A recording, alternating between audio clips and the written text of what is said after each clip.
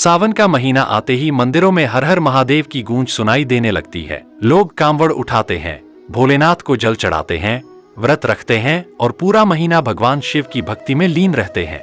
लेकिन क्या आपने कभी सोचा है, आखिर सावन मनाते क्यों हैं?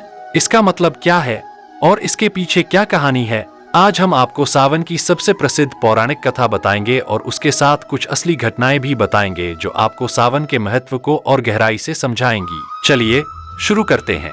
बहुत समय पहले की बात है। देवताओं और असुरों के बीच एक बड़ा समझौता हुआ, समुद्र मंथन का। दोनों पक्षों ने मंदराचल पर्वत को मथानी और वासुकी नाग को रस्सी बनाकर समुद्र को मथना शुरू किया। जैसे जैसे मंथन हुआ, अमृत से पहले बहुत सी चीजें निकलीं, रत्न, ऐरावत हाथी, लक्ष्मी माता। लेकिन फिर निकला कालकूट विष, इतना भयंकर जहर की पूरी सृष्टि को तबाह कर सकता था। सभी देवता डर गए, कोई नहीं जानता था कि इसे कौन संभालेगा। तब भगवान शिव ने आगे आकर वह जहर पी लिया और अपने कंठ में रोक लिया, जिससे उनका नाम पड़ा नीलकंठ। लेकिन वो विष बहुत तीव्र था। ताकि उसका प्रभाव कम हो, देवताओं ने शिवजी को गंगाजल चढ़ाया, बेलपत्र चढ़ाया और शीतल चीजों से अभिषेक किया। यही समय था सावन का महीना, इसलिए तब से हर साल सावन के महीने में शिवजी को जल चढ़ाने की परंपरा शुरू हुई। एक और कथा जुड़ी है सावन से, जो शिव और पार्वती जी की है। माता पार्वती ने शिवजी को पति रूप में पाने के लिए सावन के महीने में कठोर तप किया था।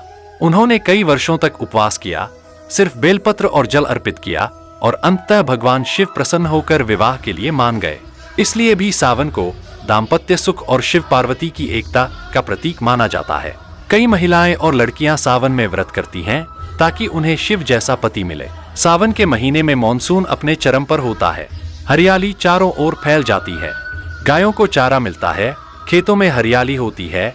यानी ये महीना प्रकृति और जीवन के पुनर्जन्म का समय होता है। इसलिए ये महीना धार्मिक, पवित्र और उत्सव भरा माना जाता है। सावन की कुछ सच्ची घटनाएं। कांवड़ उठाया, जीवन बदल गया। उत्तर प्रदेश के रमेश की कहानी। रमेश एक शराबी था जिसकी जिंदगी में कोई दिशा नहीं थी। हर रोज लड़ाई, झगड़े और गरीबी। एक दिन उसके गांव के दोस्त कांवड़ लेने जा रहे थे। वो भी मजाक में उनके साथ हो लिया। लेकिन जब उसने गंगाजल उठाया और हरिद्वार से अपने गांव तक नंगे पांव चला, रास्ते में भक्तों का प्रेम, भजन और शिव की भक्ति ने उसका मन बदल दिया। जब उसने भोलेनाथ को जल चढ़ाया, उसी दिन से रमेश ने शराब छोड़ दी और आज वो गाँव का एक सम्मानित शिक्षक है। सविता देवी सावन के सोमवार का व्रत करती थी। एक बार उनके पति एक एक्सीडेंट में गंभीर रूप से घायल हो गए।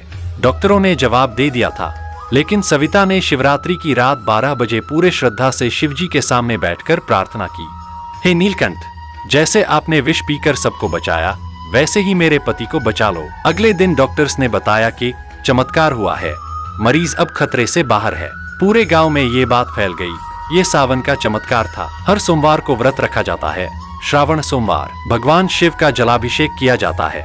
बेलपत्र, धतूरा, भांग, दूध, शहद से शिवलिंग का पूजन। कांवड़ यात्री गंगाजल लाकर शिव मंदिरों में चढ़ाते हैं। महिलाएं झूला झूलती हैं, गीत गाती हैं। दोस्तों, सावन सिर्फ एक महीना नहीं, ये एक आध्यात्मिक यात्रा है, भगवान शिव तक पहुंचने की, खुद को बदलने की। आप भी इस बार सावन में एक संकल्प लीजिए, कोई बुरी आदत छोड़िए, किसी जरूरतमंद की मदद कीजिए और शिव जी का नाम लीजिए। कमेंट में जरूर बताइए आपका सावन कैसे गुजरता है। अगर वीडियो पसंद आया हो तो लाइक करें, शेयर करें और चैनल को सब्सक्राइब करना ना भूलें। हर हर महादेव, जय भोलेनाथ।